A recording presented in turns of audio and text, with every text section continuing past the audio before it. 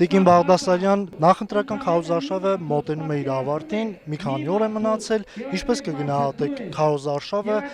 քաղաքացիները ինչ են պահանջում, խնդրում քաղաքացիական պայմանագրից, Նիկոլ Փաշինյանից եւ թիմից։ Իրականում քարոզարշավի բուռն ընթացքը ցույց տվեց, որ մեր ակտիվ շփումները քաղաքացիների հետ թույլ են տվել մեզ արձանագրել հիմնական խնդիրները եւ քաղաքացիները, երբ որ բարձրաձայնում են խնդիրների մասին, մենք այս պահին առնվազն լուծումներ առաջարկում ենք, ինչը ամրագրված է նաեւ մեր նախընտրական ծրագրում։ Քարոզարշավի ընթացքում արձանագրել ենք, որ շատ հաճախ այն մանիպուլյացիաները, որը օգտագործում է ընդդիմությունը, քաղաքացին գիտակից շատ հստակ զատում է եւ չի թողնում, որ իրեն մոլորեցնեն, ինչը կարծում եմ եւս լավ ձեռքբերում է։ Եվ քանի որ մենք մոտենում ենք արդեն քարոզարշավի ավարտին, ես կարծում եմ վերջին օրերին էլ ավելի է թեժանալու առհասարակ քաղաքական խոսույթը, մեր քաղաքացիներին մաղթում եմ ամուր արդար։ Կցանկանայի մասնավորապես խոսեիք Շիրակի մարզում քաղաքացիների տրամադրությունից եւ տրամադրվածությունից, նկատի ունենալով այսպես ընդդիմության ճակերտավոր հաղթանակը Գյումրիում թիմ ընտրության ժամանակ։ Գյումրիում ինչ տրամադրություններ են տիրում։ Ես կարծում եմ Գյումրիի տրամադրության լավագույն արձանագրումը բազմամարդ հավաքներ, հանդիպումը վարչապետի հետ, իդեպ եթե չեմ սխալվում, ամենաբազմամարտն է եղել բոլոր մարզերի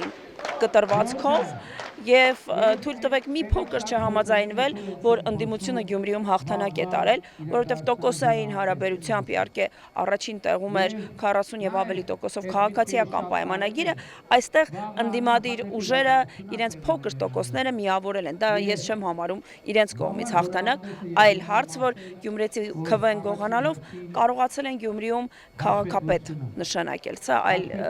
տրամադրություն է ստեղծում, բայց ես առավել կամ վստահ եմ, որ Գյումրիում այն տրամադրությունները, ինչ որ եղել են 2021-ի համապետական ընտրություններին, նույն կերպ կպահպանվի նաև հունիսի 7-ին։ Նախորդին Հայաստանի Հանրապետության համար շատ կարևոր նշանակալի իրադարձություն տեղի ունեցավ, շատ կարևոր փաստաթղթեր ստորագրվեցին, կցանկանայի ձեր մեկնաբանությունը այդ փաստաթղթերի ստորագրման առնչությամբ։ Ինչպես գիտեք, այդ թեմայով եւս ընդդիմությունը բազմաթիվ շահարկումներ ուներ, որ միջանցք են տալիս, ճանապարհ են տալիս, ինքնիշխան տարածքից զիջում են։ Կարծում եմ նախորդի ստորագրված փաստաթուղթը եւս մեկ անգամ ամրագրեց թրիպի էությունը եւ այն, ինչին միտված են Հայաստանի Հանրապետության կառավարության ջանքերը եւ եւս մեկ անգամ արձանագրվեց, որ ինքնիշխանության իրավազորության ներքո է լինելու Հայաստանին եւ ես սա համարում եմ մեր ու ձեր ու նաեւ մեր քաղաքացիների հերթական հաղթանակը։ Ինչպես նշում է վարչապետը, պատերազմի եռագլուխ ուժերից մեկի ներկայացուցիչը Ռոբերտ Քոչարյանը Ռուբիոյի այցից առաջ հայտարարությունը լսելիս մեկնաբանեց հետևյալ կերպ, որ սա եւս մեկ հարված է եւ ցավեցնելու միջոց Ռուսաստանին։ Ինչ մեկնաբանություն ունեք այս առնչությամբ։ Գիտեք, տարօրինակ է, որ մարդ, ով եղել է Հայաստանի փաստացի ղեկավարը, նման դիվանագիտական ոչ ճիշտ պահվածք ունի։ Գիտեք, երբ որ այն մարդիկ, ովքեր նոր ինչ-որ կալուգաներից եկել են եւ պետական կառավարման մասին պատկերացում չունեն, նման սպրտում են ունենում խոսքում, կարելի է ինչ-որ կերպ ընկալել իրենց չիմացությունը։ Բայց մարդ, ով ղեկավարել է Հայաստանը եւ նման դիվանագիտական սխալ է թույլ տալիս, իմ համար անհասկանալի է։ Եթե նաև նկատել եք Քոչարյանամերձ ԶԼՄ-ները Ռուբիոյի այցը վերագրել էին Ռուբիոյի նախընտրական այցը Հայաստան, ինչը արդեն տրամաբանությունից դուրս է, որտեղ Հայաստանը որպես պետություն անկախ ընտրական, նախընտրական ժամանակահատվածից շարունակում է գործել։ Կառավարությունը շարունակում է աշխատել եւ գործընթացները որևէ կերպ կապել ընտրության հետ անտրամաբանական է։ Էլ չասեմ, որ աշխարհաքաղաքական մտնել պոլեմիկայի մեջ, դա նույնպես պատիվ չէ եւ հարիստ չէ այն մարդուն, ով առնվազն Հայաստանի ղեկավարն է եղել։ Ես հասկանում եմ, որ մեծ ցանկություն կա ծառայել այլ երկրի, բայց դա կարելի է գոնե համեստ անել եւ գոնե աննկատ քաղաքացիների համար։ Չնայած Հայաստանի իշխանությունների մասնավորապես վարչապետի կողմից բազմիցս, ինչպես նաև ադրբեջանական իշխանությունների կողմից բազմիցս հերկվել է այն տեղեկատվությունը, կեղծ նարատիվները, որ տարածում են պրոռուսական ընդդիմադիրները 300,000 ադրբեջանցիների Հայաստան գալու հետ կապված վերջին օրերին ինտենսիվորեն անգամ տարբեր տեսահոլովակների տեսքով նույն շրջանակները շարունակում են տարածել այդ նարատիվները, ինչու է սա այսպես արվում, շարունակվում այն պարագայում, երբ բազմիցս հերկվել է։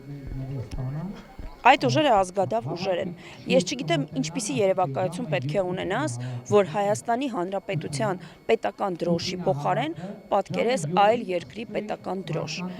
Ինչպիսի պետքա ստորության ունակ լինես, որ մեր բոլորի համար հարգանքի եւ սուրբ տեղ համարվող ծիծեռնակաբերդը ավիրես եւ այդտեղ ցույց տաս, որ այլ կառույց է վեր խոյանում։ Այսինքն սրանք բաներ են, որոնք այդ մարդկանց ենթագիտակցության մեջ են։ Եվ հիմա գիտեք ինչն է հետաքրքիր, որ անգամ ադրբեջանական պաշտոնական շրջանակներից վերադարձի խոսույթ չկա։ Այդ խոսույթը գեներացնում են Ռոբերտ Քոչարյանը եւ Սամվել Կարապետյանը իրենց գումարներով։ Ես ուզում հասկանալ ովքեր են իրենց վարձատրում այս խոսույթը այդքան տիրաժավորելու համար, որն է նրանց նպատակը։ Նաև կցանկանայի խոսեինք բանակի եւ մայիսի 28-ին նախատեսված մեծ զորահանդես հաշվետվության մասին, ընդդիմադիր ուժերը պիտակավորում են բանակին, զինված ուժերին, մեղադրում եւ քննադատում են իշխանություններին բանակը կազմաքանդելու մեջ։ Ինչ մեկնաբանություն կարող եք թողնել այստեղ։ Հայաստանի Հանրապետության բանակը եւ բանակի հետ կապված բարեփոխումները, որոնք մեկնարկել են 2018 թվականից, բանակի կերպարանափոխումը շատ պարզ կերպով եւ ակներև կլինի վաղը։ Թերևս այն դեպքերից է, երբ որ ասում է լավ է մեկ անգամ տեսնել, քան 1000 անգամ լսել, եւ մենք մեր մոտեցումները եւ այն կատարված աշխատանքը, որը այս 8 տարիների ընթացքում եղել է, որի արդյունքում բանակում կոռուպցիոն գործեր են բացահայտվել, կոռուպցիան է կրճատվել, բանակում կերպարանափոխում է եղել եւ այդ կերպարանափոխումը, չգիտեմ, սննդից սկսած հագուստից վերջացրած տարբեր զարգացումներ է ունեցել, նաեւ բանակի կերպարանափոխության լավ օրինակ կլինի այն զենք զինամթերքը, որը դուք վաղը հնարավորություն կունենաք տեսնելու, կարծում եմ լավագույն կերպով ցույց կդնի, թե ինչին են միտված եղել Հայաստանի Հանրապետության կառավարության քայլերը նախորդող ժամանակահատվածում։